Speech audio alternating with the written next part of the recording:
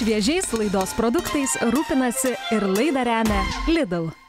Sveiki visi, esu Justinas Kapkovičius, virtuvės šefas ir šiandien laidoje Šviežios idėjos su Lidl mes pasigaminsime dar vieną puikų vieno puodo patiekalą su kalakutiena. Į puodą pilame šiek tiek aliejaus, susismulkiname česnako skilteles bei vieną svogūną. Svogūną susipjaustome pusžiedžiais. Daržovės dedame į puodą ir apskrudiname.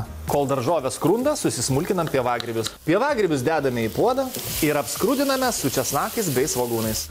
Dažniausiai stroganovas gaminamas su jautiena. Na, o mes nusprendėme šiandien paišdykauti ir pagaminti jį su kalakutiena. Tad dedame kalakutienos faršą. Faršą gerai išmaišome ir apskrudiname. Vienas namuose, tu darai, ką nori. Kalakutiena apskrudo, tad laikas čiobreliui.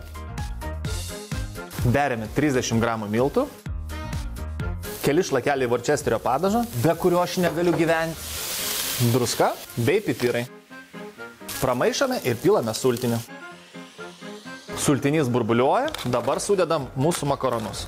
Viską pramaišame ir virsime tiek, kiek nurodyta ant makaronų pakuotės. Kvepia meilė mūsų namuose. Dar vienas šiltas ir rudenį alsuojantis patiekalas jau ant mūsų stalo. Šiandien tiek, o su manim pasimatysite Šviežios idėjos su Lidl per TV3.